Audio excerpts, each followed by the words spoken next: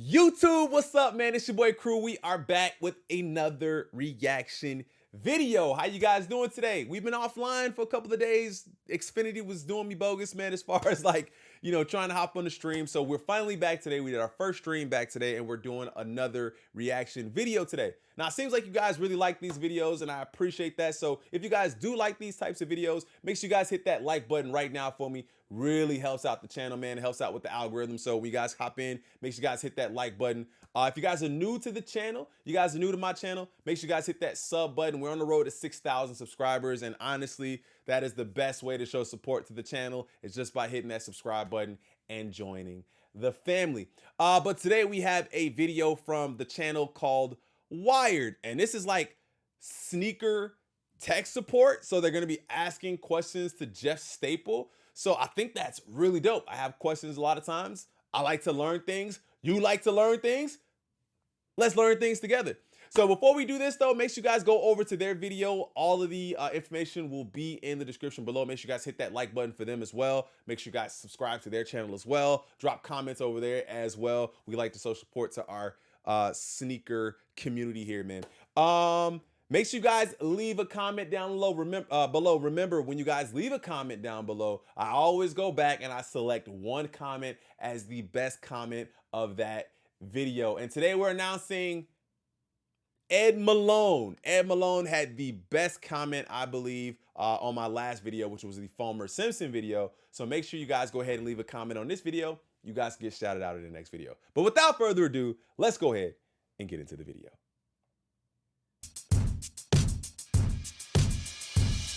Heel Will Mahoney asks, still waiting for it to be proven conclusively who had the superior shoe technology, Nike Air or Reebok Pump. They do different things. Nike Air, visible. No intro? My name is Jeff Staple. I'm here today to answer your questions from Twitter. This is Sneaker Support. Sneaker support, okay. So we saw the first question. I was like, Heel Will Mahoney asks, still waiting for it to be proven conclusively who had the superior shoe technology, Nike Air or Reebok Pump. Off the bat, off the rip, if you guys have both of those shoes, or if you guys have worn both of those shoes, which one do you guys think worked better? Now, we kind of heard him say, before we pause the video, that they both do two different things. Honestly, I'm not like a technology guy. Like, I don't know what the technology does on all of these sneakers. I know that it's a name, but I'm excited to see which one does better or what they both do. They do different things. Nike Air, Visible Air, Reebok Pump right over here. Nike Air, this Visible Air unit that you see that on this particular shoe is completely crazy and next level, is a cushioning performance element. It supports your heel strike so that every time you pound your foot on the pavement, it's more and more comfortable. Pump does something a little bit different. Pump inflates a bladder on the top of your shoe and locks your foot down. So it's kind of like... That's what it does? So there's like an air unit at the top of the shoe, and the pump locks you in. So there's no air in the sole or the in the heel or the sole of the shoe on Reebok. Mind blown. I don't know why I'm mind blown, but I'm mind blown. Let me know if you guys are mind blown too. Did you guys know that? I'm sure some of you guys knew about the air unit. Like, I feel like I kind of knew the air unit was more of a cushioning thing. I didn't know about Reebok though. Like a replacement to shoelaces. So it's kind of hard to really compare, but if you're looking at dollars as a metric, then I would say Nike Air fully did the Mortal Kombat death blow to Reebok Pump. Jess Angs asks, why are Air Jordans so popular? Why are Air Jordans so popular? These are good questions. All ready to start. These are good questions. Why are Air Jordans so popular? My answer would be Air Jordans are popular because they were worn by the greatest basketball player of all time. Air Jordans are popular because they're with the biggest brand in sneakers. What would you guys say? What would be your reasoning for why Air Jordans are so popular? Is he the best basketball player of all time? Is he the best athlete of all time? Why would you guys say Air Jordans are so popular. Listen, this is a great time to get in that comment section, to get in that chat section, and let me know why you guys think Air Jordans are the best of all time. In case you don't know, is a separate brand that is actually owned by Nike. Similar to Converse. Converse is also a separate brand owned by Nike. If Air Jordan were separated out of Nike and made its own company, it would still be a top 5 brand in the entire world. Why are they so popular? Michael Jordan is the GOAT. There's plenty of great basketball players that are around. Kevin Durant, LeBron James, Kobe Bryant, rest in peace. We all know the greats. If you look at sneaker sales of all of these athletes, it really proves who the actual GOAT is. Alicia Forgione. See, his answer was simple. His answer was simple is because they were worn by Michael Jordan. But I think it's more than that. I think that being worn by Michael Jordan is a piece to it. I don't know if it's exactly all of it, because Michael Jordan is not playing anymore. So why are we still wearing them, right? Like technically, it's not even relevant because he's not playing anymore. Am I on to something? I don't know, man. I can't wait to read these comments. I can't wait. Has asked, real question, are sneakers cool because of the name brand or because of the actual design of the shoe? I would like to think it's design still, but I'm sorry, I got to keep pausing because these questions are really good. What was the question? Are sneakers cool because of the name brand or because of the actual design of the shoe? Oh, man. I'm going to say sneakers are cool. I think it's 50-50. I don't think it's the same thing all the time. I don't think it's the same thing all the time. I don't think it's always the name brand, because Nike and Adidas have definitely put out trash shoes and other brands have put out trash shoes. And then sometimes I think the design can take over. The design of the shoe is really cool, and it wouldn't matter who it went to. I can't really answer this question. Are sneakers cool because of the name brand or because of the actual design of the shoe? I can't answer this question. You guys got to answer this question, because just because it's Nike doesn't mean it's cool, because Nike has some really trash stuff. And so does Adidas, and so does Reebok, and so does Puma, and so does New Balance. New Balance is a good idea that the name brand isn't always it, because people actually like the design of the shoe. I think it's 50-50. That's my answer. What do you guys think? Or because of the actual design of the shoe? I would like to think it's design still, but I know the hype is real. Recently, Payless Shoe Source did an experiment where they took a store in a mall and created a high-end luxury brand image, and then just put Payless shoe product in that store, and people were chomping it up. They were just eating it like crazy. They loved it. And it was really an interesting social experiment, because it showed the smoke and mirrors of branding can overcome the actual footwear design. I'd like to think it's still about design, but not the same, but I know the hype is real. Okay, so the hype is definitely real. Hype is real, but I do think that people value how the shoe looks. What's an ugly shoe that we've gotten behind that was a Nike? Somebody let me know in the chat. What was an ugly shoe? Like, it was ugly. To me, I think sometimes SBs can fall into that ugly category, but everybody jumps behind it. Sometimes. Don't crucify me, chat. But I think that sometimes that's what it is. Hype is very real. So hype does have a lot to do with it. But I think it's still more of a 50-50 thing. Jay Took Stock says, designers, what's a good way to improve my logo design? I feel like the courses I find don't align to the styles of sneaker Twitter. There's a couple of different ways to approach logo designs. Some of the early logo designs, such as Adidas and the 3 stripes and the New Balance N, the logo originally was stitched fabric or leather onto the side of your shoe. So when those 3 stripes come across the medial and lateral side of your foot, they're actually offering extra support. And then you've got logos that are just purely ornamental. A great example of that is the Nike Air Jordan Jordan Jumpman logo. That is actually not an easy logo to work with, like a little human being that you have to place around. It's obviously one of the most important logos of all time. So that being said, your logo that you're designing for your shoe can pretty much be anything. It could start with form, function, what does it do for me and my fit, or it could be strictly ornamental, it could be your signature. Make sure it's something that you can really believe in and live with long term, and it'll be a good logo for you. Soles and Laces asks, is nostalgia hindering design innovation in the sneaker industry? Is nostalgia hindering design innovation in the sneaker industry?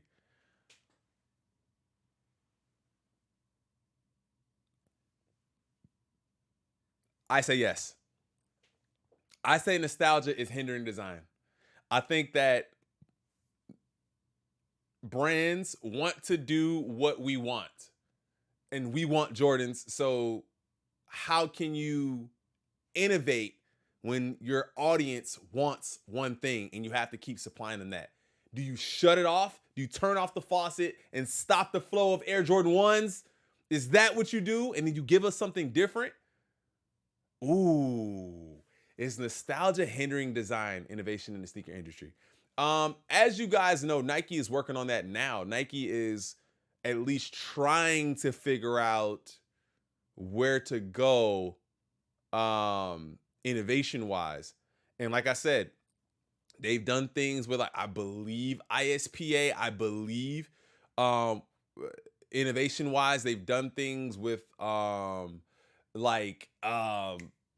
the nature was the next nature dunks. They've done things with like the space hippies and things like that. But I think a lot of times innovation to them means saving the planet. And I'm not saying that's a bad thing, but it's always around trash and repurposing. And to me, that helps them more than it helps us. They don't have to pay for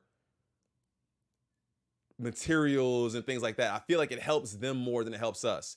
So for me to wear a shoe that was made out of garbage, as long as it looks well, looks good, and it performs, doesn't matter if it's made out of garbage to me.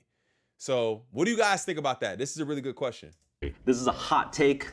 I'm warning you now. I think the answer is yes. What Soles and Laces is talking about is, for example, the Air Jordan 1 is still one of the most popular shoes out of all time in the year 2023, even though this shoe is damn near 3 decades plus old. When you're making bajillions of dollars off of this old shoe, why do you need to spend resource, energy, and time into making new shoes? We could just put different colors on this old shoe and we're good to go. We'll make a couple more billion. I feel like, we're here. I feel like I'm always kind of there in the mental space. Like, why change? It is definitely hindering us. Definitely hindering us. You've got something that works. If it ain't broke, don't fix it. Isn't that what they say? Man. $1 billion, right? I think if someone were to be like a rude parent and was like, no more Air Jordan 1. You now have to think of the new thing. We're not gonna survive unless you think of the greatest Air Jordan 40 ever. Then I think the Air Jordan 40 is gonna be better than if you had the Air Jordan 1 making billions of dollars for you. Oh! Jasmine Kiona. What do y'all think about that, bro? I like that one. I like that, bro. I love this video. I don't know. I'm super hyped. I love this video. I love this video so far. I like all of his answers. I like where he's going with it, and he's not sticking to anything. He said yes, definitely holding it back. Asks, ever wonder what goes into the shoemaking process? Emoji. Most sneaker designers want to start at the bottom to the top to the outside. So what I mean by that is usually start at the outsole. The reason why is because the outsole is the most complicated part to make. So once you have this done, then you could start working on the upper. And the upper can change. It could be different materials. It could be different shapes. So for instance, if you don't like this piece here anymore in the first design and you want to change that piece, as long as you've got your bottom done, it's much easier to do that. So you're working your way up to the top. Once you've got your uppers done, this is called the upper, then you've got your accoutrements, such as your laces, things like tongue label logo, the logo hit on the side, prints on the back. These are all different elements that help identify and make a shoe unique and special. Has anyone in the chat or anyone watching done something like this, where you've designed something, where you've designed a shoe, or you created a shoe, or you've even done it where you haven't maybe had a physical look at it, but you've maybe done it in like, you know, Photoshop or something like that.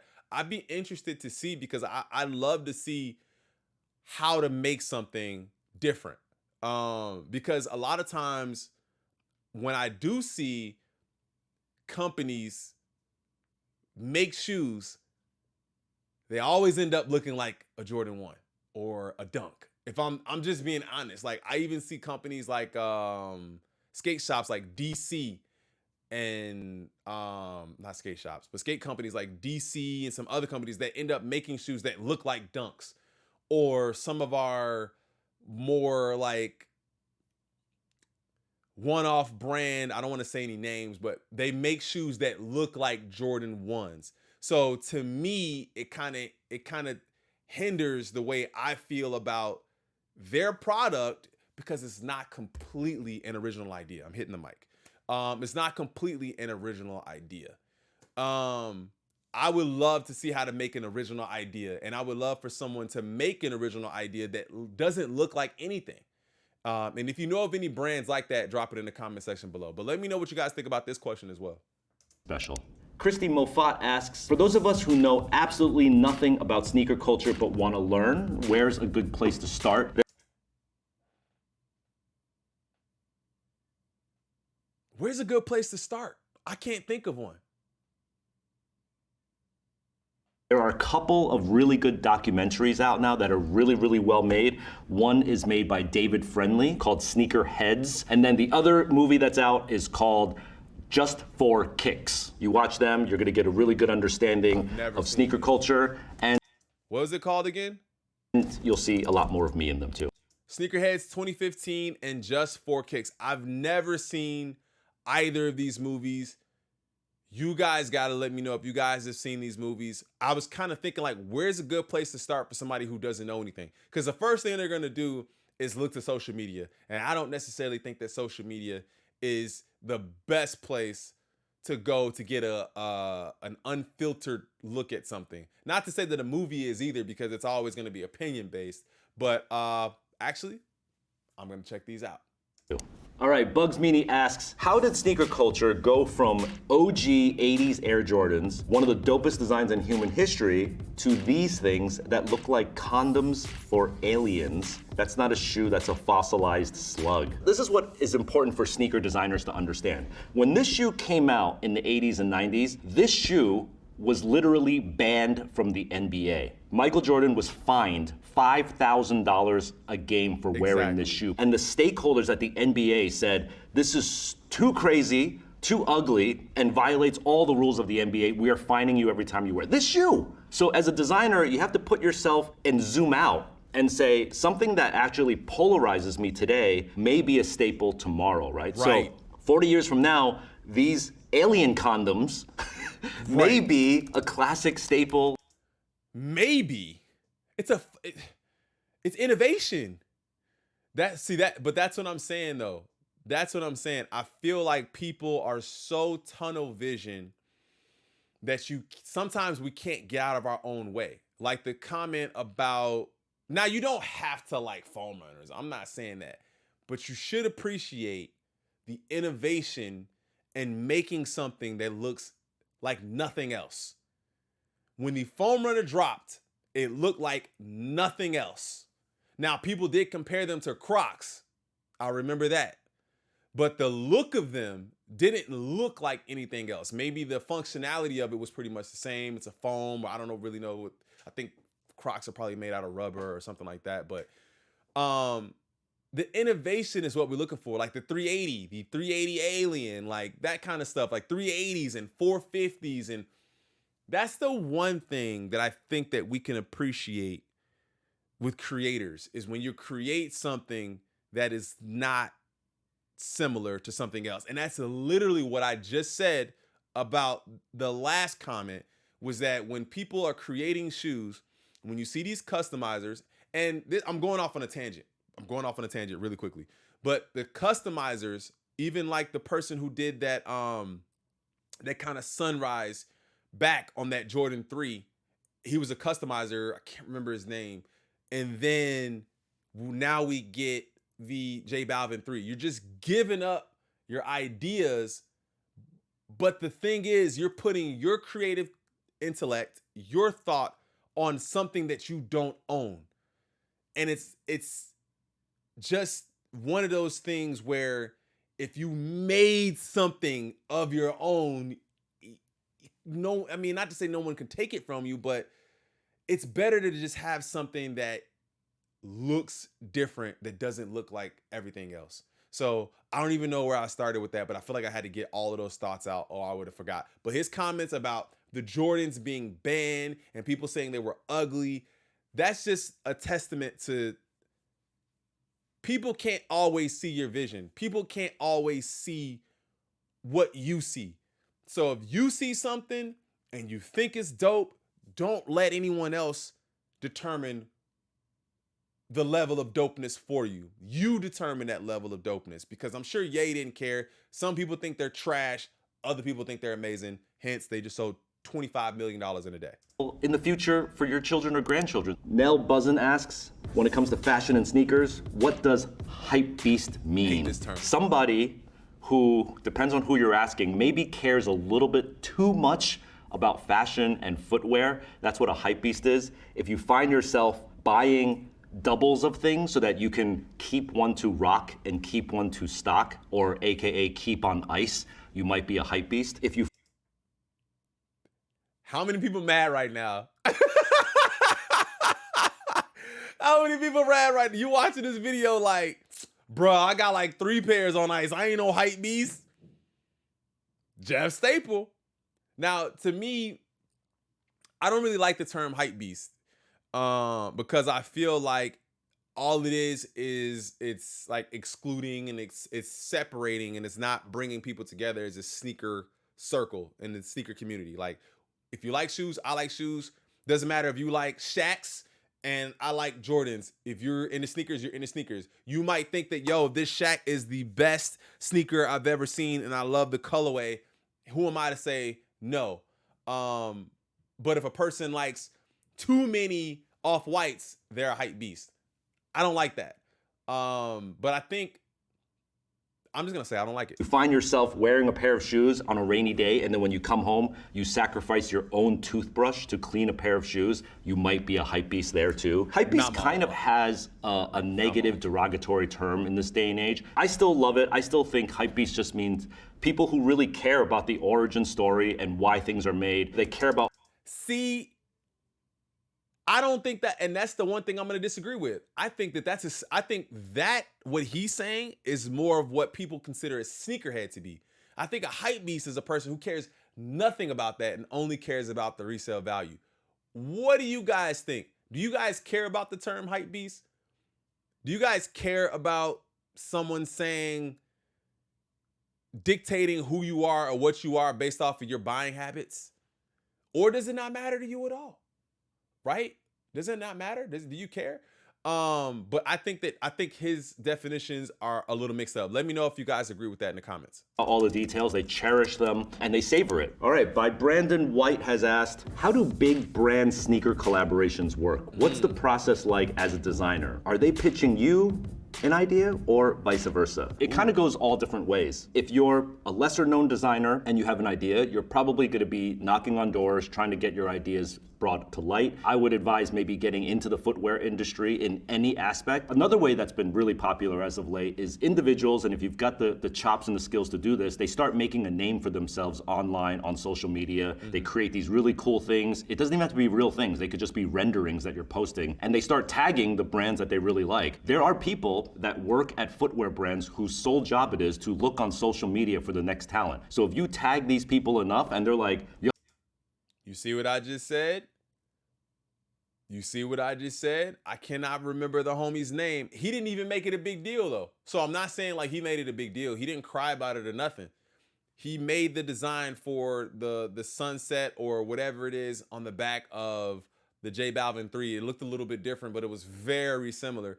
And people are scouring the internet for that kind of stuff. So when you're putting out something that's dope, somebody's gonna see it, right? Somebody's gonna see it.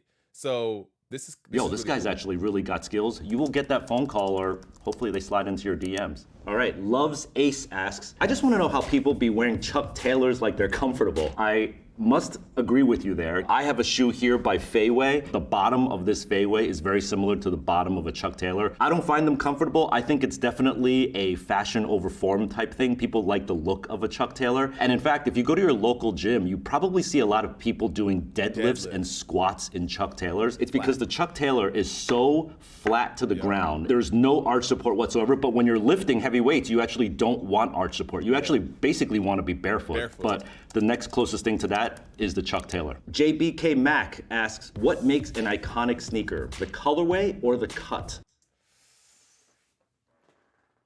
What makes an iconic sneaker? And let's think about something else. Everybody went to the Jordan 1. Everybody's first initial thought was Jordan 1. Let's choose another iconic sneaker. Adidas Shell Toe. Superstar. Whatever, right? Why is that iconic? Is it the 3 Stripes logo? Is it Run DMC? Let's think about another iconic sneaker. Is there any other ones? Let's think about another iconic sneaker that's not a Jordan 1. It's not an Adidas. Air Force One. Iconic sneaker. It's either white or it's black. So is it the colorway or is it the cut? Why do we like it? Do we like it because it's all white or it's all black, or do we like the cut of it? This is hard because I instantly want to go to stuff like Jordan 1s. I want to go to Yeezys. Iconic sneaker is the 350. Is it the cut or is it Yay or is it Boost? So much. There's so much. I would venture to say it's not the colorway. If I'm just answering this question, I would venture to say it's not the colorway and it's the cut. It's the silhouette of the sneaker. It's the silhouette that makes it. And then from the silhouette, you can have 1,000 other brainchilds. Actually, Jay, it's neither. You know what makes an iconic sneaker? You. Uh-oh. You at home, buying shoes, wearing shoes, talking about shoes online. You are the people that makes a shoe. Put it on icon. us. A designer cannot do that, an influencer cannot do that, and an athlete cannot do that. And I can prove that by counting the number of athletes, designers, and influencers that put out shoes that don't mean crap in the world. It's only the public that can determine what makes a shoe an icon. See, when you're thinking too far into the question, the real answer flies right over your head. That's what I did. I thought too deep into it, and I didn't even think about us as people. Now, who said that in the chat?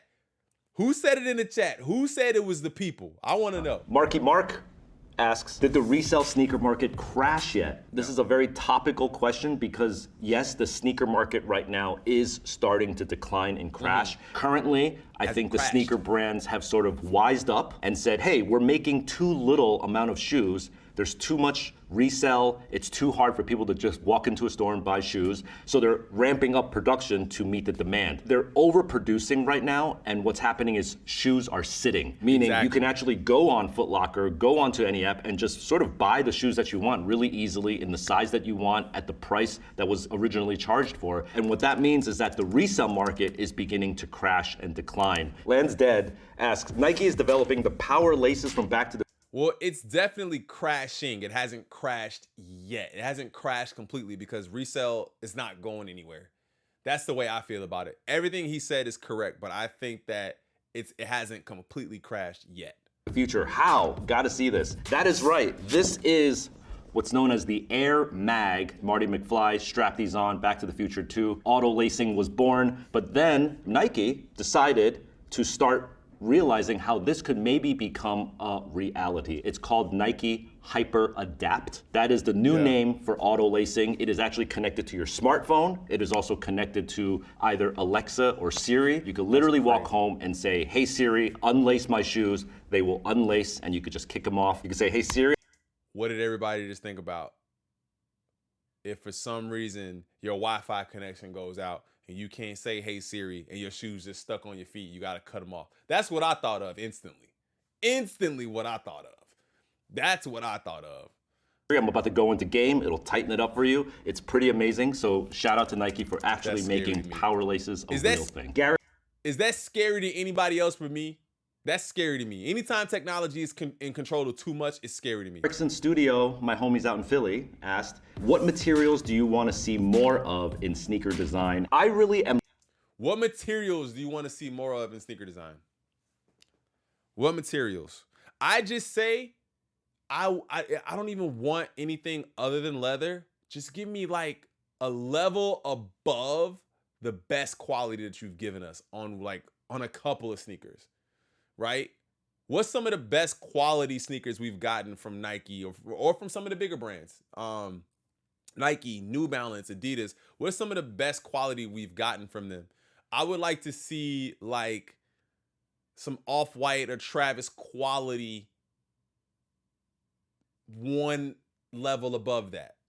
I really do like a lot of like suedes. I'm not a print guy, but whenever like an Ama Maniere gives us like that really nice suede on the threes, the fours were a little bit different. I like stuff that looks luxury. That's kind of what I like. I'm a luxury guy. I like that kind of stuff. What do you guys want? What kind of stuff do you guys want to see on sneakers? I'm loving what's happening with knit shoes. So as you can see, traditional sneakers are using leather, nubucks, and suede. More modern shoes like this one is a completely knit uppers. And you can actually knit a high top, a mid top. You can knit these patterns in it. You can make it all different sort of funky colors. Like? You can even knit in eye lace stays and holes so that your laces can loop into it. There's much, much less waste. It's much better for the environment. It's also much more customizable. You could also do different knit densities, so you could have areas that are like tighter on your foot and looser on your foot to sort of mimic what's going on a traditional sneaker. So I really am hopeful for the innovation and future of knit footwear design. JD Sports asks, wow, JD Sports. What up, JD Sports? You're a big store. If you could only wear one pair of sneakers, what are you picking? If you could only wear one pair of sneakers, what are you picking? You can only wear one.